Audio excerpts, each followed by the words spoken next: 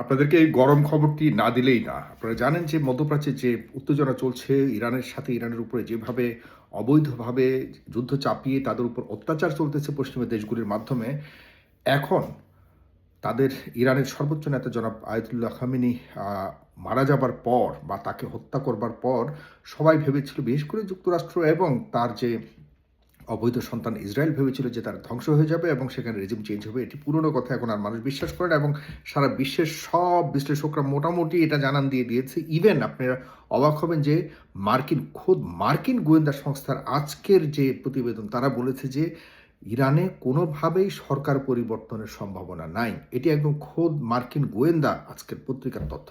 যাই হোক, সে আশায় গুড়ে বালি। এখন কয়েকটি বিষয় অবাক হবার মতো এবং কয়েকটি বিষয় আপনাদেরকে অনেক বেশি আনন্দ দিবে। এই এত কষ্টের পরও, এত দুঃখের পরও কিছু কিছু বিষয় আবারও আশা জাগা নিয়ে একটা পর্যায়ে এসছে। সেটি হলো ইরানের যে নতুন নেতা, সর্বোচ্চ নেতা জনাব মুস্তফা খামেনি, তিনি হলেন আয়াতুল্লাহ আলী খামেনির সন্তান। তিনি কেমন হবে এ নিয়ে একটা চিন্তা ছিল সবার, যে কেমন হতে পারে। শান্তশিষ্ট স্বভাবের নাকি শুনেছি।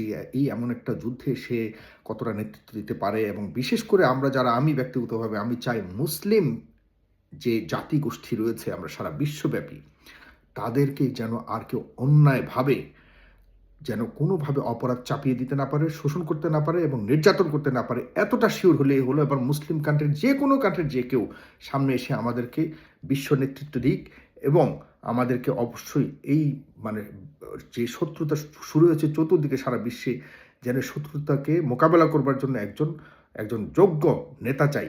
সেটি হোক সৌদি আরব, হোক ইয়েমেন, হোক টার্কি, হোক এটি বাংলাদেশ।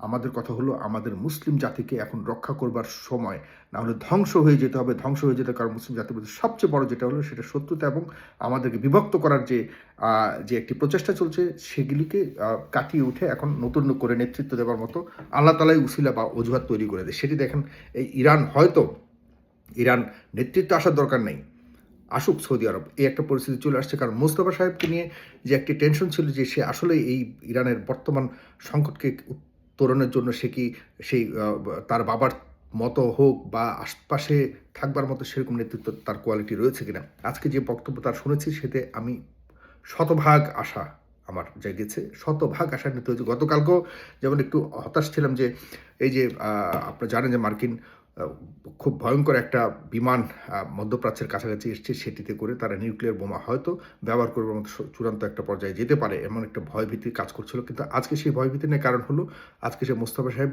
কঠিন হুঁশিয়ারি দিয়েছেন। হুঁশিয়ারি দিয়ে বলেছেন যে তারা তাদের যে হাজারো মানুষ শহীদ হয়েছে এই যুদ্ধে, সেই শহীদদের রক্তের বদলা নেবেই নেবে। ঠিক এই ভাষায় তারা বলেছেন, যা জনাব মোস্তফা সাহেব বলেছেন। এবং তিনি বলেছেন যে উপসাগরীয় অঞ্চল যেগুলি মধ্যপ্রাচ্যের দেশগুলিতে ঘাঁটি রয়েছে, মার্কিন ঘাঁটি, সবগুলিকে তারা গুড়িয়ে দেবে এবং এই হামলা অব্যাহত থাকবে।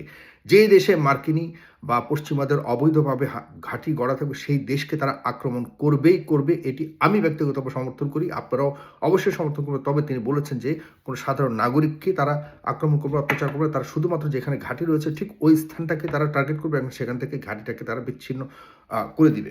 এই পরিস্থিতিকে আমি ডেফিনেটলি অনেক সমর্থন করি এবং আমি চাই এটি চলমান থাকুক। আর দ্বিতীয়ত হলো, আরেকটি খুশির খবর হলো, ইরানের সাথে শুধুমাত্র ইরান বা এই ইরানের সাথে যে আমাদের প্যালেস্টাইনিদের একটা বড় সশস্ত্র অংশ কাজ করছে, হামাস, এবং হলো আমরা যতটুকু হুতি, এর বাইরেও এখন ইয়েমেনের সশস্ত্র যতগুলি সংগঠন রয়েছে সবাই এখন কাজ করবে বলে আজকে জানান দিয়েছে। ইরানের পক্ষে বা মুসলিমদের পক্ষে বলেছে, ইসলামের পক্ষে মুসলিমের পক্ষে তারা যুদ্ধ করবে।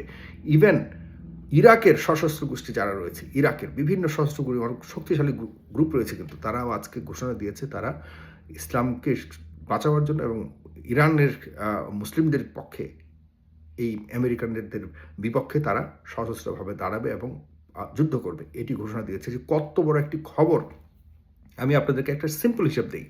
দেখুন, আমেরিকার শক্তি হলো একমাত্র ইসরায়েল, একমাত্র ছোট্ট একটা জায়গা, যেটির আমরা আপনাদেরকে বলে রাখি ঢাকার থেকেও ছোট, ঢাকার থেকেও একটা ছোট্ট, ঢাকা জেলার থেকেও ছোট একটা ভূখণ্ড হলো ইসরায়েল। আর পুরো মধ্যপ্রাচ্যের মধ্যে আমেরিকার দ্বিতীয় শক্তিশালী ইয়ে হলো ওই ঘাঁটিগুলো। যে ঘাঁটিগুলো আমাদের এই যে দালাল রাষ্ট্র যে কয়েকটি রয়েছে, এই দালাল রাষ্ট্রগুলি হলো তাদের ছোট ছোট জায়গাগুলিকে ঘাঁটি করবার জন্য বিভিন্ন উপায়ে তারা সুযোগ দিয়েছে, যে ঘাঁটিগুলির উপর ভর করেই যুক্তরাষ্ট্র বা পশ্চিমা গোষ্ঠীগুলি এই মধ্যপ্রাচ্যকে শোষণ করবার জন্য একটা পরিকল্পনা নিয়েছে, যেটি চূড়ান্ত করবার জন্য, চূড়ান্ত দখলে নেবার জন্য একমাত্র ইয়ে ছিল যে ইরানকে তারা কবজা নিতে পারলে পুরোটাই দখলে চলে আসবে। এই হলো তাদের পরিকল্পনা ছিল, যে যার প্রেক্ষিতে তারা ধর্মকে ব্যবহার করে মুসলিমদেরকে বিভক্ত করে, দুর্বল করে পুরো চূড়ান্ত আক্রমণ করতে চাচ্ছে ইরানকে নিঃশেষ করবার জন্য বা ইরানকে নিয়ন্ত্রণ করবার জন্য। ইরানকে করতে দেয়নি, ইরান আমাদেরকে চোখ খুলে দিয়েছে যে কোনোভাবেই মুসলিমদেরকে আর শতভাগ নিয়ন্ত্রণ করতে পারে। এখন শেষ পর্যায়ে যেটি এসে দাঁড়িয়েছে যে ইরান বলে দিয়েছে কোনোভাবেই আমেরিকার কোনো অস্তিত্বকে এই অঞ্চলে রাখবে না, এবং তারা হামলা অব্যাহত করে এই অঞ্চল থেকে আমেরিকাকে মানে চূড়ান্তভাবে জবাব দিয়ে এই অঞ্চল থেকে বিদায় করবে। আমরা সবাই ইরানের পক্ষে ইরানের পাশে থাকতে হবে। প্লিজ সবাই দোয়া করুন ইরানের জন্য, এবং আমরা চাই ইরান এই পর্যায়ে উঠে দাঁড়ালে আগামীর বাংলাদেশ, আগামীর পৃথিবী মুসলিমদের পৃথিবী হবে। আমি মনে করি না যে ধর্মের পুরোপুরি পৃথিবী ধর্মীয় আলোকে পরিচালিত হোক, সেটি চাই না। তবে হ্যাঁ, মুসলিমদেরকে যে জাতি হিসেবে নিশ্চিহ্ন করবার যেটা চেষ্টা করেছে পশ্চিমারা, সেই চেষ্টা থেকে আমরা পুরোপুরি সেই চেষ্টা থেকে আমাদের নিজেদেরকে বাঁচাতে পারবো, এবং সেই চেষ্টাকে আমরা এই বিশেষ করে ইরান উৎপাদন করে ছুঁড়ে ফেলে দেবে, সেই চেষ্টা আর কখনোই আসবে না এই পৃথিবীর বুকে। সেটা নিশ্চিত করবে। দয়া করে আপনাদের দোয়া অবশ্যই প্রয়োজন, প্রিয় যারা ভাইরা আমাকে দেখছেন। এবং আরেকটি বিষয় হলো, যেটি বলে শেষ করছি, এটি হলো যে সৌদি আরব এখনও পর্যন্ত কার্যত ইরানের বিপক্ষে শতভাগ যায়নি। যতটুকু আজকে বুঝতে পারলাম, সৌদি আরব কে চাপ দেওয়া হচ্ছে, সৌদি আরবকে এমন হুমকি দেওয়া হয়েছে আজকে যে সৌদি আরব যদি ইরানের বিরুদ্ধে যুদ্ধ না করে আমেরিকার পক্ষে না হলে সৌদি আরবের পরিণতি খুব ভয়াবহ। তার মানে হলো সৌদি আরব এখনও পর্যন্ত চূড়ান্তভাবে রাজি হয়নি। আমি সৌদি আরবকে অ্যাপ্রিসিয়েট করি, সৌদি আরবের নেতৃত্বেই আমি চাই সারা পৃথিবীর অন্ততপক্ষে মুসলিম জাতি উঠে দাঁড়াক সৌদি আরবের নেতৃত্বেই, আর সাথে থাকবে ইরান শক্তিশালী দেশ হিসেবে। তাহলে দেখেন মুসলিম জাতির আর কোনো টেনশন নাই। ইরান আর সৌদি আরব যদি এক হয়, আর টার্কি আছে, এই কয়েকটা দেশ যদি এক হয়, কে আছে মুসলিমদেরকে ঠেকাবার? আমি জাতি ধর্ম নিয়ে কোনো ইয়ে করতে চাই না, কিন্তু যেহেতু জাতি ধর্মটাকে বিভক্ত করে, দুর্বল করে এই জাতিটাকে বিনষ্ট করবার জন্য বা নিঃশেষ করবার জন্য যেহেতু একটা ষড়যন্ত্র চলছে, সুতরাং আমাদেরকে আবারও ধর্মীয় একটা মানে ছাতার নিচে সবাইকে একসাথে হবার একটা চেষ্টা চালাতে হবে। না হলে সবাইকে শেষ করে দেবো। আজকে এই দেশ, কালকে ওই দেশ, কালকে আপনি, এরপরে আমি, সবাইকে শেষ করে দেবো। সুতরাং এটি হতে দেওয়া যাবে না। ইনশাল্লাহ আমরা সবাই ঐক্যবদ্ধ থাকতে চাই, এবং অবশ্যই পশ্চিমাদের এই মানে দুঃস্বপ্ন যেন তারা বুঝতে পারে যে এটি কখনোই বাস্তবায়ন হবে না। ধন্যবাদ সবাইকে। অবশ্যই সাথে থাকুন। আমার এই যেখানেই কথা বলছি, আমার অ্যাকাউন্ট এবং ইউটিউব আপনারা অবশ্যই সাবস্ক্রাইব করুন, সবসময় আপনাদের, যাতে আমি আসল খবর, আপনাদের ভালো খবরগুলো দিতে পারি। ধন্যবাদ সবাই।